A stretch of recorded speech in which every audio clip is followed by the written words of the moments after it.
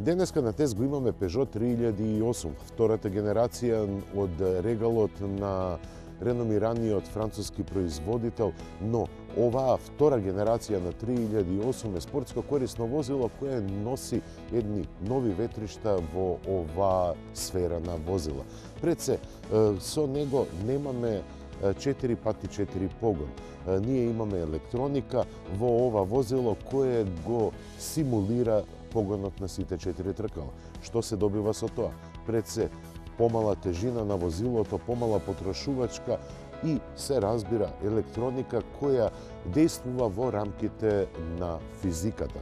Но, како се однесува ова возило, особено на снежни услови, видете во нашиот тест.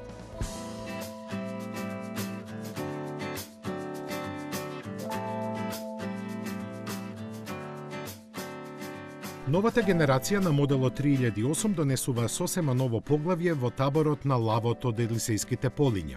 Не само што е прво спортско корисно возило на Peugeot, туку е гласник на новиот дизајнерски јазик, пионер во имплементирање на технологиите и надежите за иднината на оваа марка. Поставена на модуларната EMR2 платформа, каросеријата е растегната на 445 см, а тежината е намалена за 100 кг и покрај поголемата должина во однос на претходникот.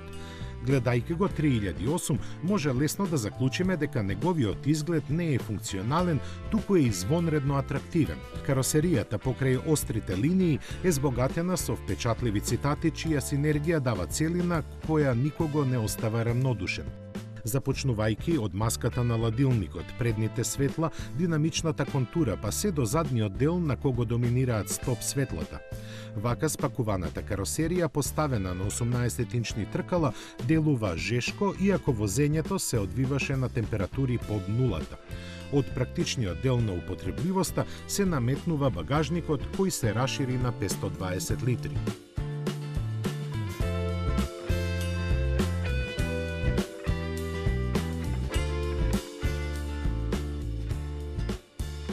Возбудлив и модерен е интериерот на Peugeot 3008. Со самото влегување станува јасно дека се наоѓате во возило ориентирано кон иднината. Комодитетот е одличен, седењето удобно, а престојот во кабината не може да досади дури и на пребирливите. 3008 е првото возило на марката со инкорпорирани iCockpit дизајн и одлики во внатрешноста. За неа најкратко и најпрецизно би било ако кажеме дека серијата зафати го направи престојот едно од најпријатните места во сегментот. И пошироко, бидејќи на предното амбиентално светло и сензорските копчиња не се среќаваат така често, а по два дисплеја имаат само доста поскапите возила. Секој детаљ во интериерот инспирира футуристичко чувство и го позиционира 3008 таму каде досега никој од масовните марки не бил.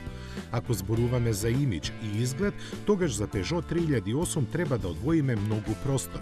Одличната ергономија и благородниот изглед на централната конзола делуваат ултра премиум. Возачот е обкружен со дисплеи.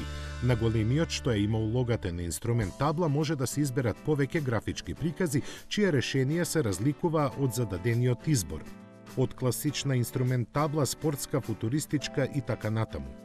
Главните команди на помалиот дисплеј преку кого оди селекцијата на останатите функции се копчиња, додека дотерувањата се вршат преку допир на самиот дисплеј.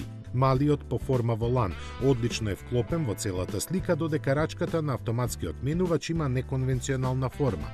Кога сте за управувачот на 3008, се чувствувате како во кокпит на интергалактички брод.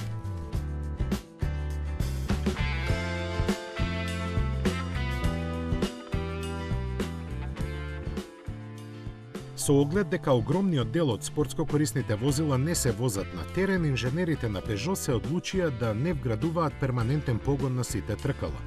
Тоа го заменија со втората генерација на системот Grip Control, кој располага со 5 алгоритми на работа.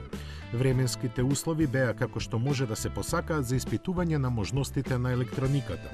Во возењето не се чувствува отсутноста на перманентниот погон на сите тркала. Иако имавме пневматици со универзални карактеристики, не бевме разочарани од возните својства.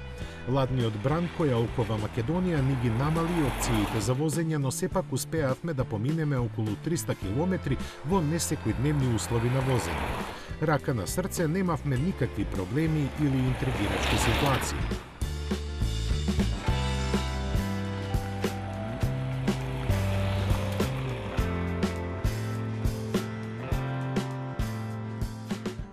Водени од основните принципи на возење по лизгави коловози, не ја искушувавме среќата и примерно ја исползувавме 3008-ката. 1,6 литрениот HDI мотор со 120 конски сили сосема безгрижно работеше и овозможуваше добри перформанси. Неговото работење е смирено и одлично кореспондира со 6-степениот автоматски менувач. Брзините лесно ги префрла и го држи моторот во економичен модус на работа, а доколку сака возачот може во целост да ги превземе работите во своите раце. Тогаш звук кога најблиску можам да го опишам како засипнат баритон продира во кабината и ви дава до знаење дека ова му возило може многу песни да отпее. Цело време возилото е под будниот надзор на електрониката, чие работење беше нагласено поради временските услови. Токму електрониката го прави 3008 умен избор. Нејзиното работење не прави чуда, но правилното функционирање влева само доверба кај возачот. Она што ни беше кажано во неколку наврати од таборот на Peugeot се потврди.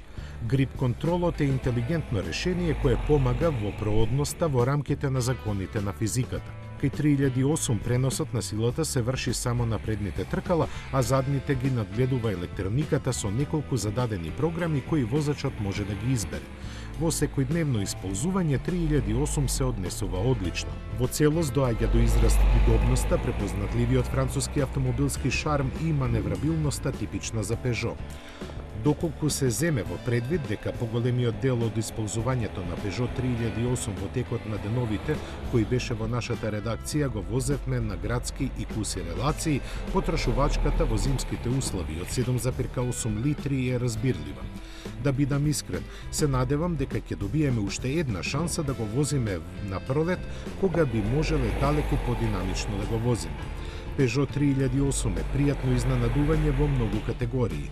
Цената од 32.000 евра за богато иновативниот опремен тест автомобил е прифатлива за оние кои знаат да ја ценат удобноста, возните својства, добриот изглед и иновативната технологија.